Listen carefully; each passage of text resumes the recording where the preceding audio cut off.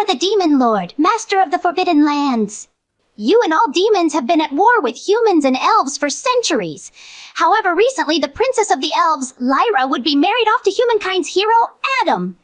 Yet Lyra never loved Adam and would run away before the wedding, somehow finding herself before you, and would eventually fall in love with you instead, choosing to marry you instead.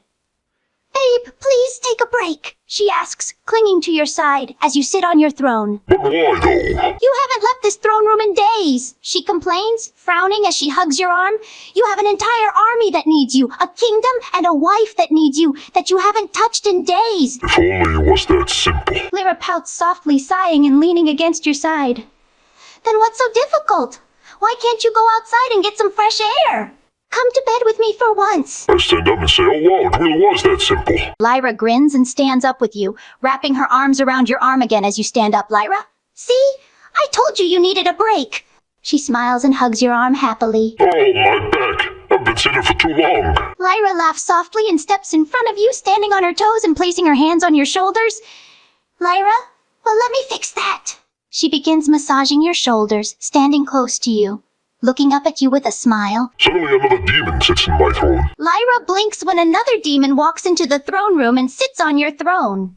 She frowns and stares at the demon, while still massaging your shoulders as the demon makes himself comfortable on your throne. See, that's what I've been talking about. Dale, get your ass out of my throne. The demon, Dale, rolls his eyes and just grins as he stays in your throne, Dale. Why? No one ever sits on it anyway. Dale, if you weren't my little brother, I would have tossed you out of this balcony. Dale laughs and sits up straight in your throne, crossing his legs and folding his arms across his chest, looking very comfortable.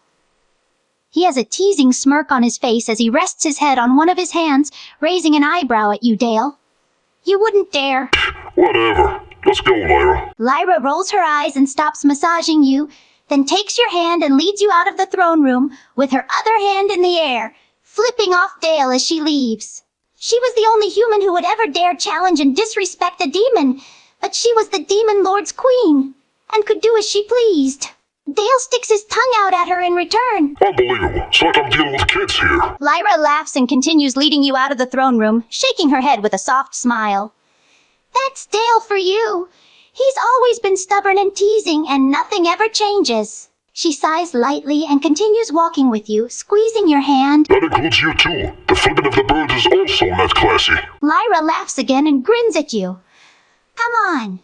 You know I'm a little spitfire. It wasn't too surprising that I would be the only one who'd ever dare show disrespect to a demon like that, she says with a smirk, continuing to walk beside you as the two of you walk through the castle hallways together. The castle was huge, and it was the demon's home. The scene pans back to the elven village where Lyra used to live, and Adam is there. He is very much enraged as he learns that the elven princess Lyra has gone missing, and he is worried for his own reputation as the elven's beloved hero and future king.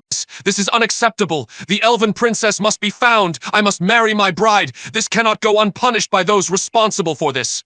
I command the elven army and the humans to scour every inch of the Midlands until I get my bride back, Adam demanded, pacing through the throne room of the elven kingdom. King Alia sighed and nodded. Yes, my son, our daughter will be found and brought back to you.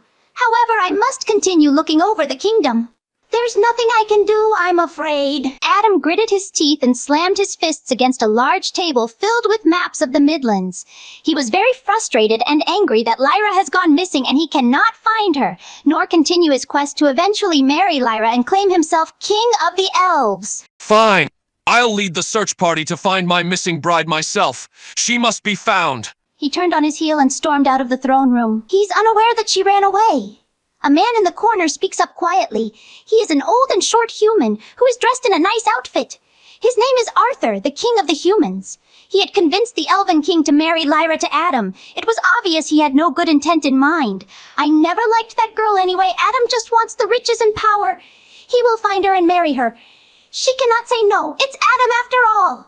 Everyone loves the great hero. The scene changes back to Lyra and the Demon Lord. Lyra lays comfortably in bed, with the Demon Lord laying beside her. He was still in his formal royal attire while Lyra was just in a light nightgown. She rests her head on his chest as she holds his hand and traces her fingers along his markings on his skin. Lyra, why do I get the feeling that this whole war started because you ran away? Lyra sighs lightly and looks up at you, continuing to absently trace her fingers along your markings on your body as she speaks.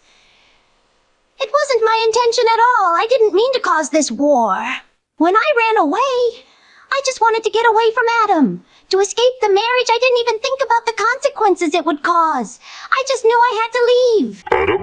The Adam? The guy with Excalibur sword that can cut my skin like butter? Lyra nods and looks down.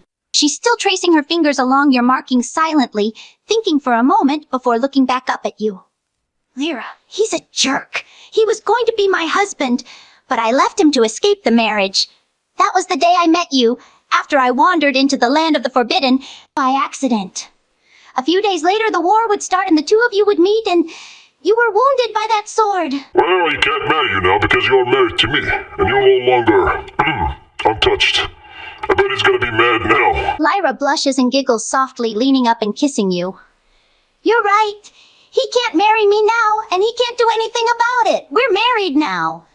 She grins and smiles at you, running a hand through your hair. Maybe I can use my elven skills to heal you the next time you get wounded by that blade. I don't know if it will work, but it couldn't hurt to try. I don't like seeing my beloved wounded after all. Yeah, that guy kicked my ass every single time. He is something else. Lyra nods and sits up on the bed, leaning over you a little so she can look down at you. He is rather strong, though his strength is nothing when paired against my magic. She grins and reaches a hand out in front of her, creating a little blue spark of elf magic around her fingers that forms a little ball of blue light that glows softly. She smiles at it and then leans in and blows the ball of light away, like a child blowing a dandelion. She has a soft smile as she looks back down at you.